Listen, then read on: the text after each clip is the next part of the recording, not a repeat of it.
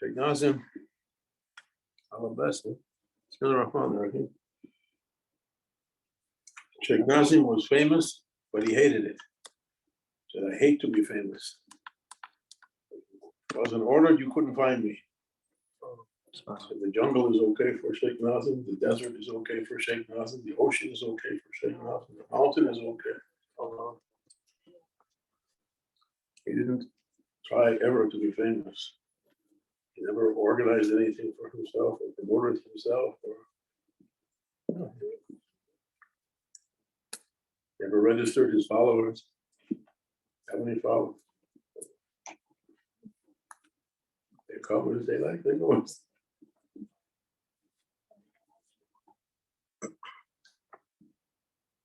Somebody said they went to Maulana Shaykh, said, everyone misses you, Sayyidi. I said, don't believe it. If they missed me, they'd be here.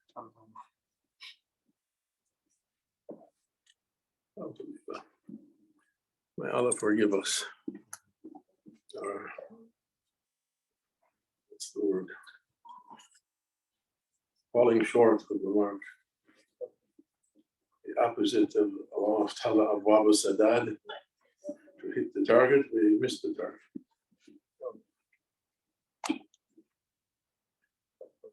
So we came now to Abwab, Babu, Shahru, Shaban Muazzam, month of Prophet Sallallahu Alaihi Wasallam. وَلَوْ أَنَّهُمْ إِذْ ظَلَمُوا أَنفُسَهُمْ جَاءُوكَ. Only when they were short of the target, they came to you, asking forgiveness, and you asked forgiveness. So it all depends on him. No one can come in front of the Prophet Sallallahu Alaihi Wasallam. They say, I did this, I did that, I prayed so many rakahs, I fasted so many days, I recited so much zikr, I read so much Quran, I gave so much charity, I did this, I did that. No one can say they did anything. Everyone is weak. All of us. If they came and asked you and you asked on their behalf, they would have found Allah all right. Talab accepting. But we come to the month of Prophet, asking him to accept us and for him to do on our behalf. We intend to do salawat and as much as we can do, but really we came to his door empty. Ya Rasul, this is our month. Take us from Shahr wa Rajab, Rajaba, through your holy month to Ramadan, the month for the Ummah to taste. We didn't prepare anything. You do. Ask for us mercy that Allah should grant us mercy. Salatu wassalamu alayka ya Nabi. What we can know about him. Who called him Al-Mastar al-Sayyid al-Asrar, either Shaykh Muhyiddin or Shaykh Ahmad Buni. In their introduction, Al-Mastar al-Sayyid al-Asrar. The one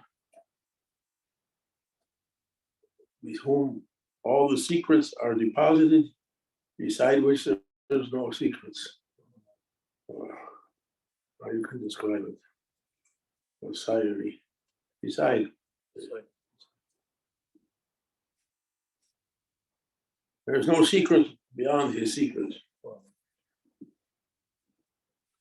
No one can come with anything. Already, they didn't find him there. Sayyidina Muhammad.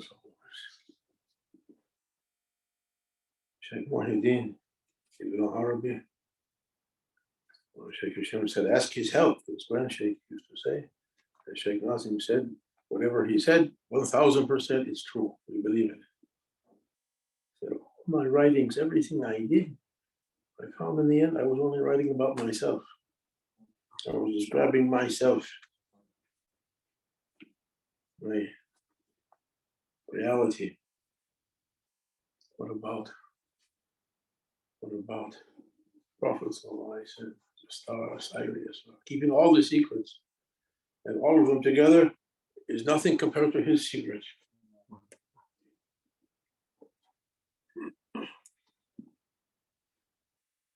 It's not he told up all the secrets of all the prophets and all the awliya and all the human beings and all the jinns and all the angels, and then added one more.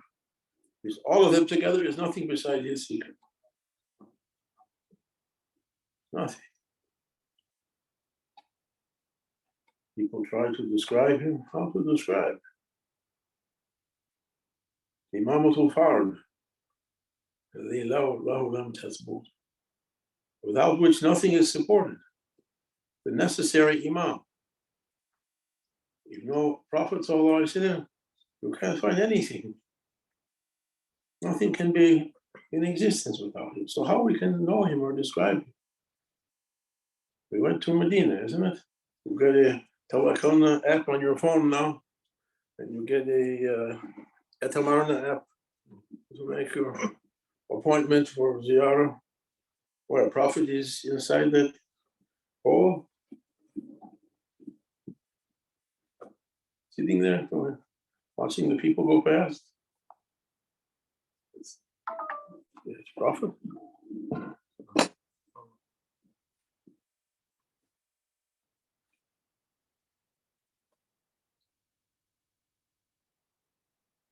I was prophet when Adam was between water and clay. We go to Kaaba, they say Sayyidina Ibrahim built Kaaba Sharif. Prophet was already prophet before Ibrahim was born. Before Adam was created, the first human.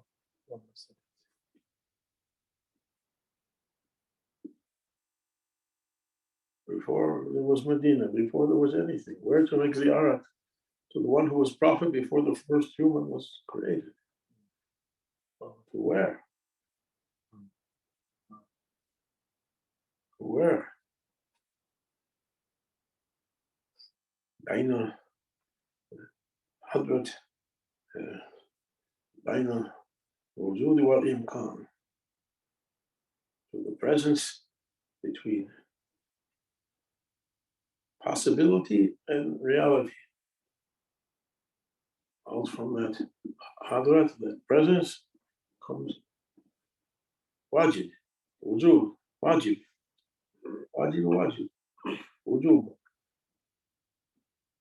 Everything that is had to come appear from a presence, from a Hadrat, from a Hufrat, from a Stargate, from some prophets always.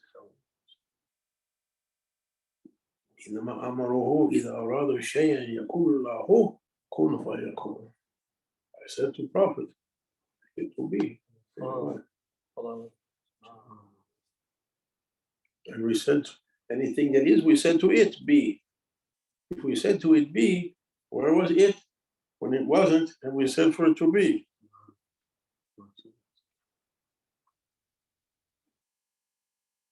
No one can understand. No one can understand. Therefore, Shah Mardan, we started with Sayyidina Ali, he started to go there. He said, be ashamed from your rank. I said, take wisdom from him. I looked, there's so many books from Sayyidina Ali, Shia and Sunni. Sayings of Sayyidina Ali. He said, beware to involve yourself too much in planning everything. So how many people planned the very thing that caused their own destruction? I want to do this, I want to do that. That's what I was saying. I went to Shaykh Hashem, I want this, I want that. He said, go do such and such. I said, okay, please. He laughed. It means it's not going to work out. It depends on me saying 70,000 times, Allah wants it. Depends on Allah subhanahu wa ta'ala saying to Prophet that it will be in reality.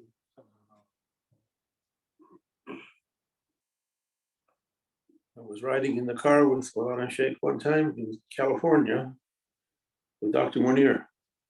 Well, bless him. And Dr. Munir said, he was saying one person, he had plans for some kind of a business, one Turkish or Arab person or Pakistani person.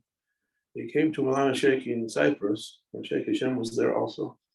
And said to Maulana Sheikh Nazim, his plan. I want such and such. I want to do such and such. And I said, boy, Shaykh Hashem. He turned to me and Dr. Werner. He said, you know what that means? When he says like that, you know better. He said, it means it's not going to work out and he doesn't want to get blamed for it. So go ahead, shake it down.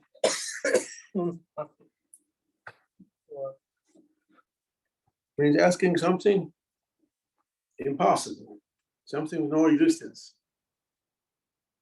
Everything existent, it is. Whatever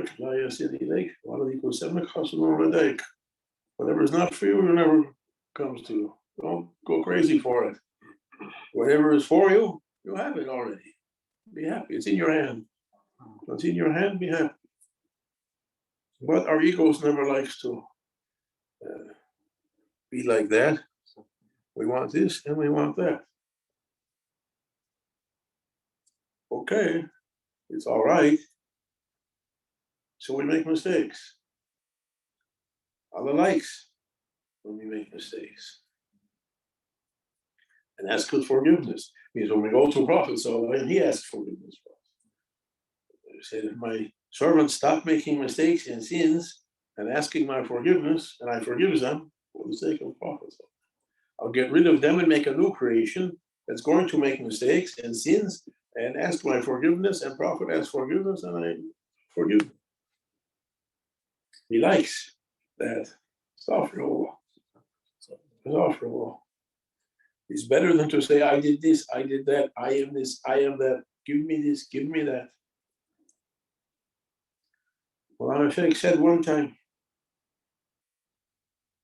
for my murids, he said, I don't like them asking this or that. If they're asking me, I don't like to hear them asking anything else.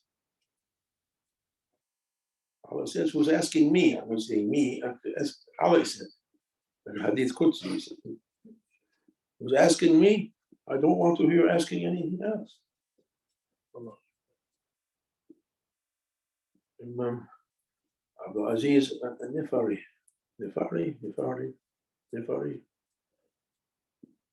He put in his book his maktubat, his stopping places on his ascension, on his suluk. He was that wali who wrote everything down.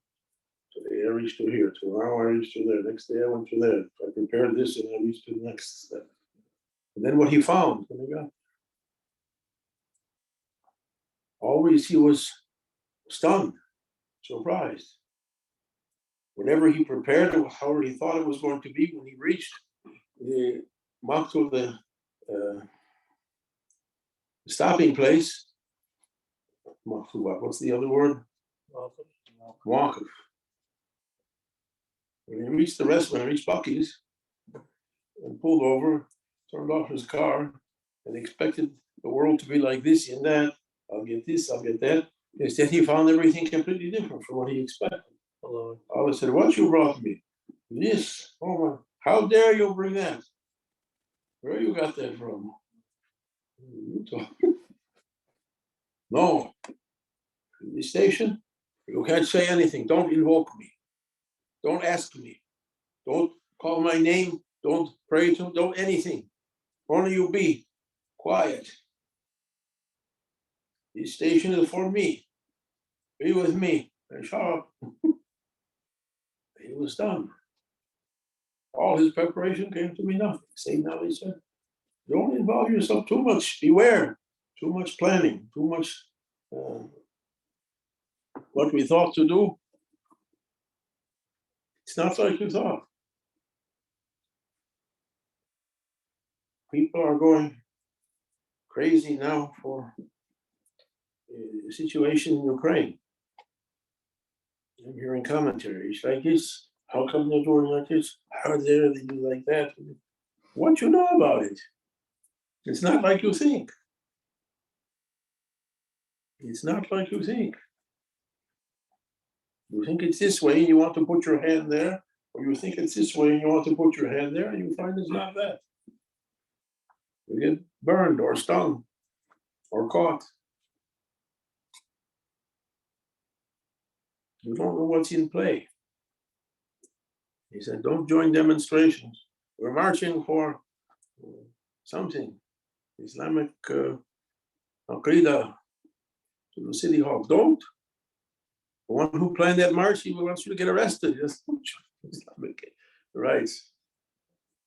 Marching for human rights. They're not interested in human rights. They want to take your name and arrest you. One saying, come on, come on, come on, follow me. Hey. You know the story of the Pied Piper?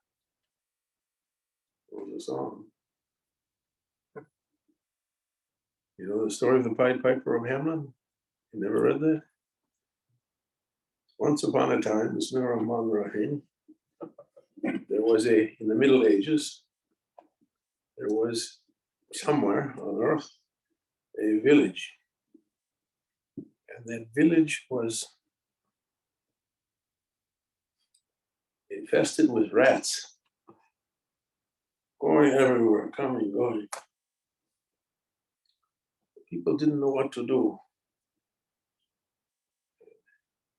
Someone said, I heard there's someone who has a special power. He can get rid of the rats. He can hypnotize them and take them away. Good, we'll call him.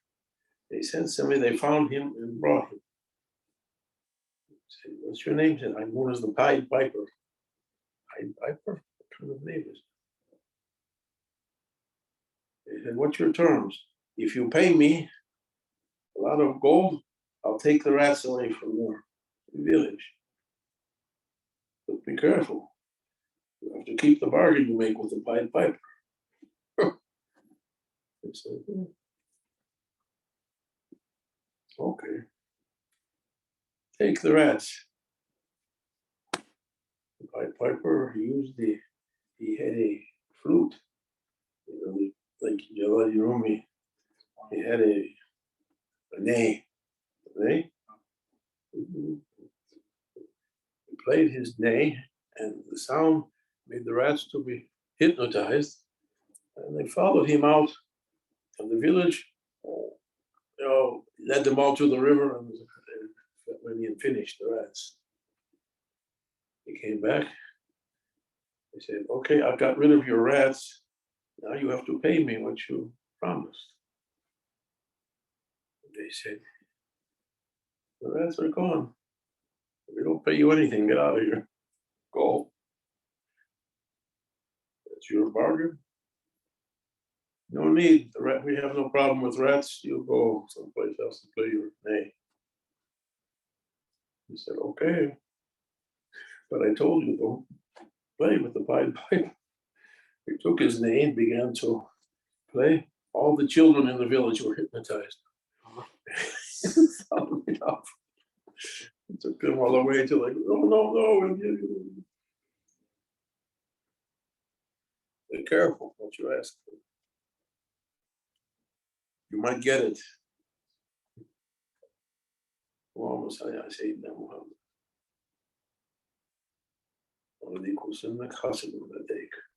We gave you what's best for you. Be thankful. So few of my servants are thankful. I'm reminding myself, thanks to you all. Everything, ego complains. How many times I have to remind myself? Shaykh Hashem said to me, you're always asking meditation, meditation, meditation. Okay, I'm sick of your asking. You want meditation? I said, yes. Explore me. Okay, I'll give you the easiest one. Sit down, close your eyes or open your eyes, I don't care, and listen just to what your ego is saying to you. I sit like this, I don't care how you sit. You sit like this, you sit like that, you sit like this, you sit like that. Listen what your ego is saying. That's the meditation. So, after this, he said, how is that meditation? So you found your ego never stopped complaining for 1 second, ever. Never. No matter what the situation, no matter where you are, no matter what you get, it complains.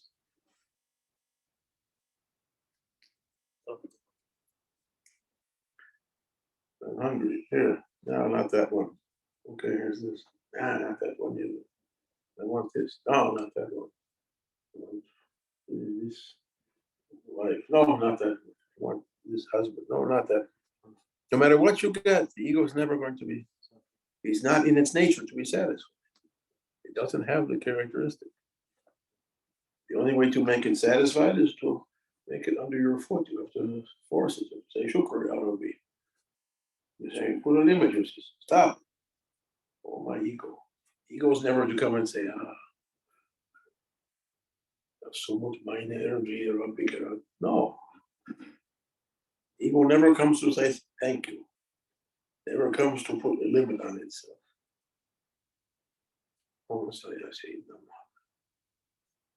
Ya Rasulullah, these are months. We came to swim in your ocean. Everyone can feel. When they sleep, I have to sleep also.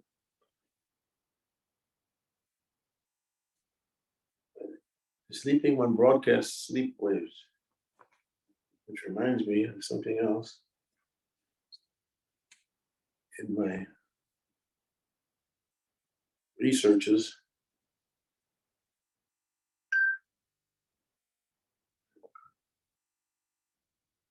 all of us will use electricity, isn't it? We're bathed in electricity. 3G is now coming extinct. And car makers are saying, our things run on 3G, what we're going to do. And 4G, now 5G. Or electricity through wires, generating, AC and DC, alternating and direct, batteries and generators. It's been going since what? Early 1900s, 1900. I saw a book called The Invisible Rainbow. It's a story of electricity. Well, Shaykh said, if you look at history, you find a sudden intrusion of shaitan in the 1700s, the time of the French Revolution, or before, or after. What happened then? They began to use electricity. First, it was a novelty. So people were experimenting with it to collect lightning. With Benjamin Franklin threw his kite in the storm with a key on the string. And then they found ways to make a glass globe, a primitive, generate very small charges to get it. It was an entertainment. It was a sensation in the 1700s, and early up to about early 1800s. They built clinics. The doctors would make these machines, sit people in it, be bathed in electricity for healing. And then they start to find bad effects. They would get headaches, they would get strokes. This is before Edison, before they began to make it commercial. Then he said, mostly in those days, there was very little of the disease we have now. Very few doctors ever heard of diabetes, for instance. No one ever heard of influenza. We say virus. Why it came all of a sudden? There was no virus before, no influenza. No one ever heard of it. Then they put the first telegraph line. That was the first one. A wire, beep, beep, beep, beep, beep, beep, and you translate a signal to a wire to somebody in a distance. And they began to put the wires everywhere. In a network of telegraph wires strung out over the countryside and the cities from building to building. We began to see these diseases, never was before. Then radio. When radio came, diabetes, influenza showed up. How coming? I thought it was a little creature coming, a virus.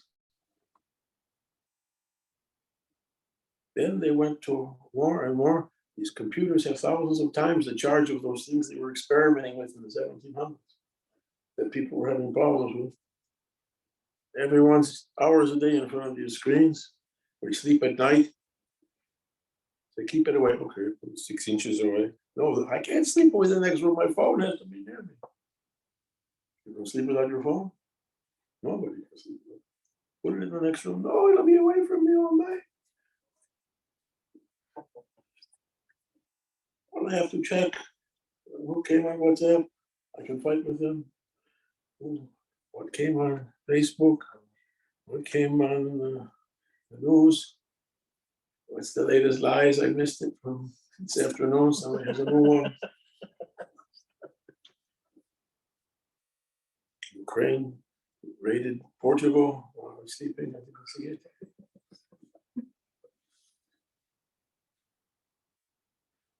Unbelievable.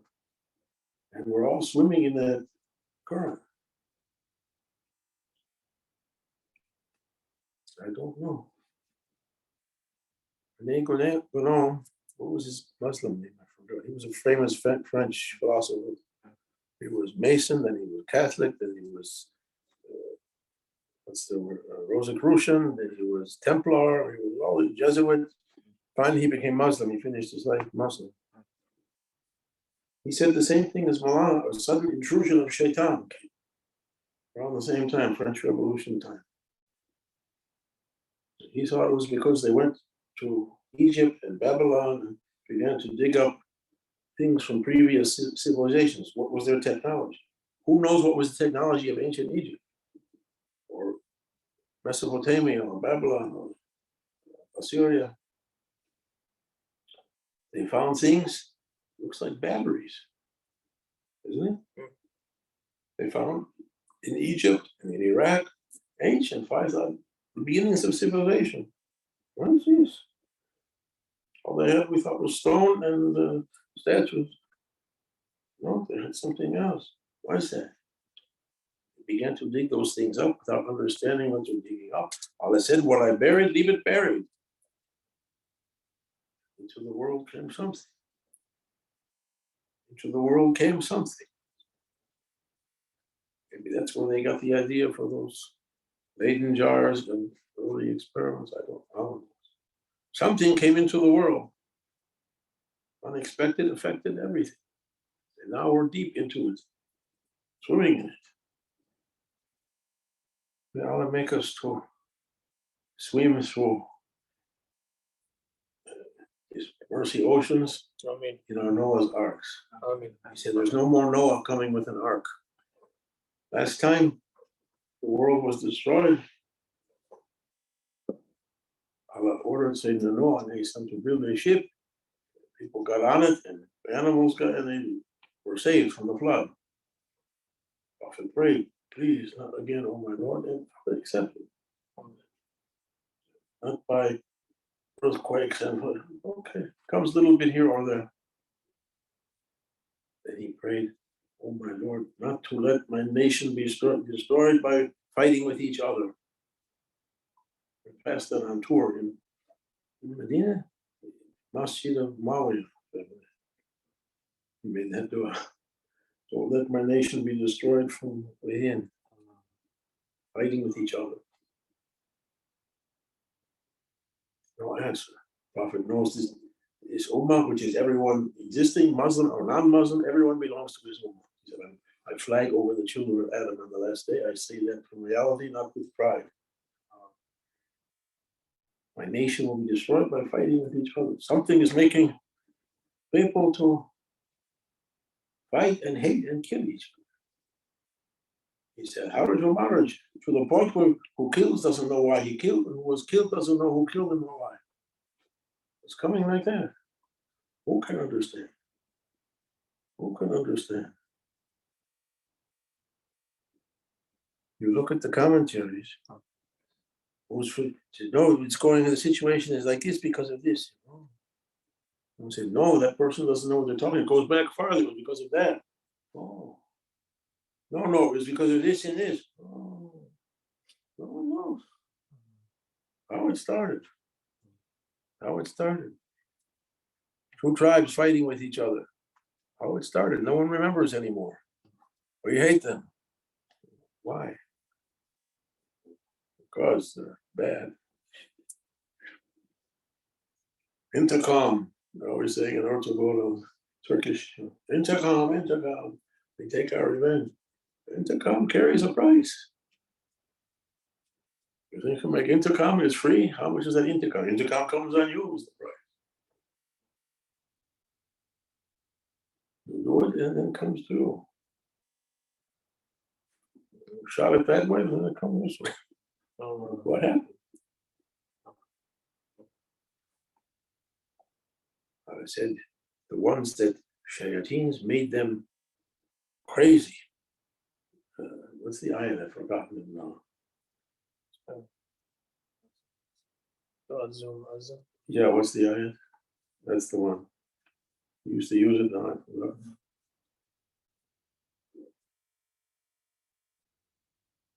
At the time I went to the customs in Canada, they said, what's your name? I said, huh? Prepared my answers so carefully. I just don't say you're going for Islam, take your turban off, say we're going shopping and visiting friends. Don't make problems here. They're very strict. Shopping friends. I was driving, we come to the customs booth, roll down the window. Name? I was thinking I was answering shopping and friends. Your name? They come in and they started 3 hours of trouble. What's the matter with you? I was thinking shopping and friends. So what's that ayat? بسم الله الرحمن الرحيم ألم تر أنا أرسلنا الشياطين على الكافرين تؤزهم أزا. Allah. What's its translation? Have you not seen how we make the shayateen amongst the unbelievers? Against the unbelievers. We set them against each other. The shayateens. Have you not seen how we make the shayateens? What's a shayateen? Draw one. Make a monster one. What's a shayateen? Some force making people to be crazy, coming on each other. We set the shayateens. Who let the shayateens loose? What kind of shayateens? May Allah protect us. Make us to go get on our Noah's Ark. He said, no more Noah to come with an ark. Noah's Ark, our Noah's Ark is through our hearts. And he said, Noah's Ark didn't go on top of the water, like a submarine going through the water. That's the example for us. To board our Noah's Ark through our hearts. May Allah forgive us. Grant us the blessings of this holy month. Our Noah's Ark is our Shaykh, our Noah's Ark is Prophet. May they accept us despite our faults and weaknesses and take us to safety here and hereafter. Fatiha.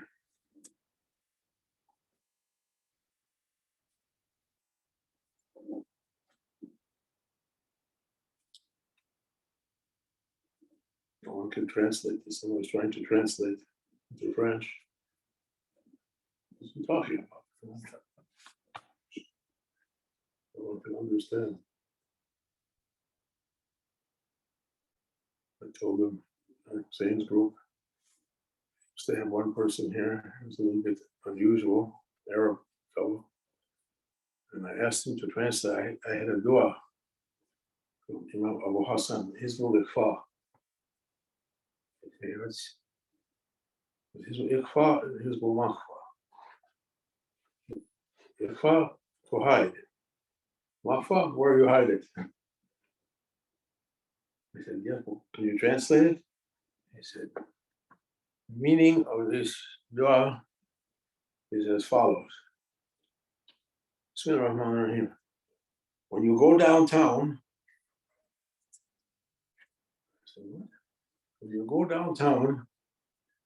everybody knows that if you park in front of the fire hydrant, you'll have a problem with the police. That was his translation of the dua. So what you going to translate? Fatiha.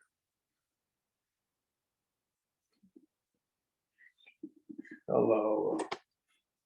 Maybe he was telling me don't play with fire. Don't play with what you're doing. Hey, what's this? Wow. I was realizing I shouldn't have